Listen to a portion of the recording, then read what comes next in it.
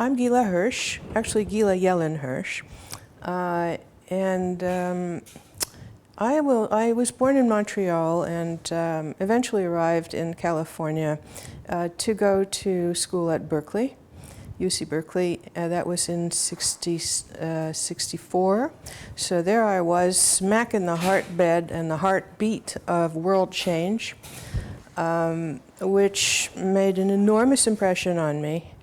And I was out there protesting against the war, and I was lying on the tracks preventing the troops from going to Vietnam, and I was in every meeting, and actually at that time we spent a lot more time protesting than we ever did in any kind of class.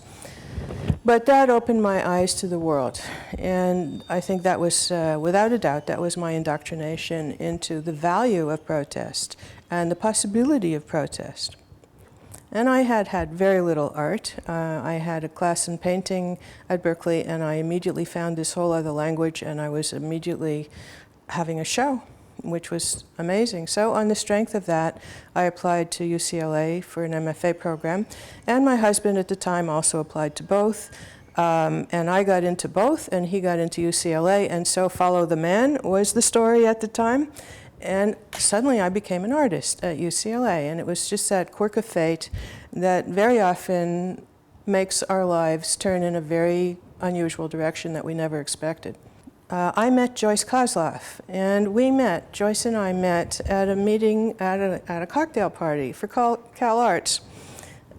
Because that year, 71, was the first year of the new Cal Arts, and Max Kozloff, her husband, had been invited to start something in the field of critical studies. Joyce and June and I and a few other women decided we've got to do something on behalf of the women artists. And so there was the first meeting that was held in Joyce's very tiny little apartment on Ashland Avenue in Santa Monica, and we crowded in there, and it was very, very spirited, to say the least. And it was at that meeting that I think we all really got charged, and charged with a mission to do something for women artists. And from then, we went off to the museum and counted how many paintings were being hung on any random day, and the statistics at that time were, I just looked at just a refresher. On one day, there were 525 paintings at LACMA, 285 by men, something like 150 by anonymous, and the rest, there were 5 women painters hanging. I think I got the numbers wrong, but there were 5 women painters.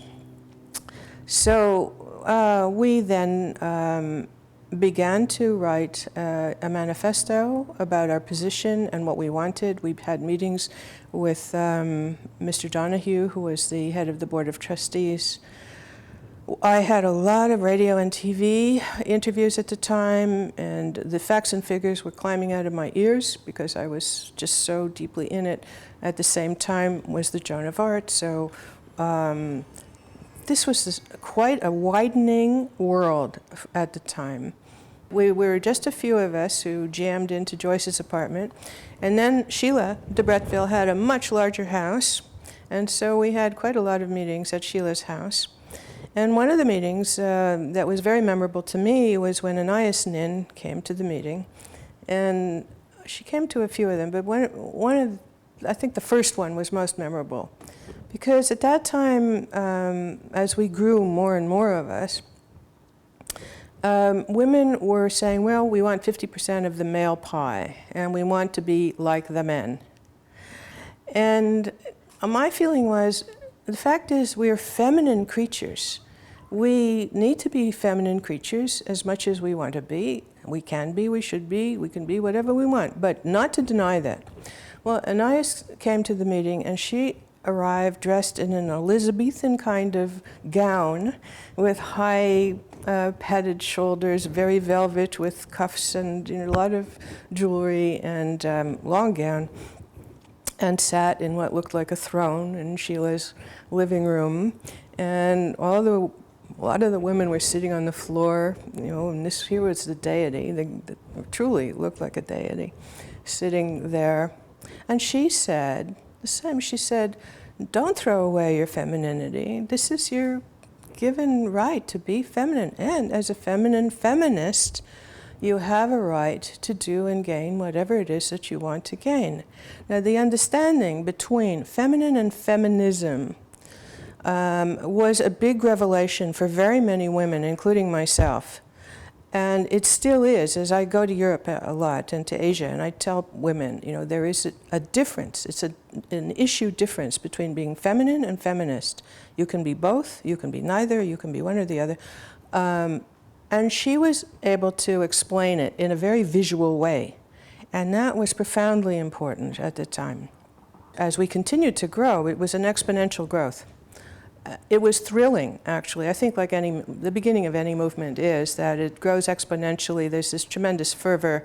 And a lot of us, most of us were married at the time, and many were leaving their husbands, and not necessarily because of the movement, but because they were understanding that they weren't being fully realized. And as it was with me, I left after a 10-year marriage and moved to Venice.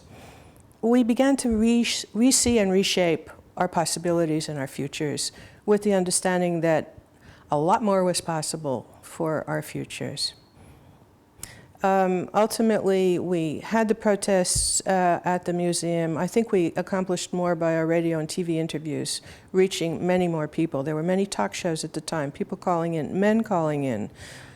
Not really hecklers, but men who were understanding that the change is due. And since the Black movement was happening at the same time, there was a sense of this is a time for change, and we are joining that time for change in our own way. I remember sitting on the stairs, a bunch of us, sitting on the stairs and passing out, I think, our manifesto at the time, but it wasn't a card-carrying or sign-carrying kind of demonstration. We were very organized. That's one thing about our group. Very well prepared. Always had the facts, the figures, the data, could just rattle them off. Also, we had very many facts and figures about the delinquencies, about not being shown, about not being reviewed, about not being written about with the same kind of words that men were written about. The positions that women were allowed to occupy that were secondary positions, not heads of or chairpeople of or directors of, but docents, crafts, areas that were not the shiny kind. But my own vision of the world, since I was a small child, was of the world, the whole world, of everyone in it, and having equal justice for everyone, everywhere, at all times. So my ideology from childhood was closer to June's than to Judy's. So even though I was a feminist, and I was working really hard to bring the feminist issues and ideals actually all over the world, this was also part of the larger vision toward a global planet of equality. Things have changed positively, very positively, for women artists and women generally. When I first came to my university, I was the only woman faculty member in my department. Now there are very many. The president is a woman. The two of the vice presidents are women. Almost all the department chairs are women. This is how it is all over the country. Women artists are showing their work. Women artists are reviewed with equal kinds of language. Whether there is enough, for artists, there's never enough. It's kind of like love. There's never enough. But I know that we did make a dent of substantial proportions into a world that was very unequal, and it's much more equal now.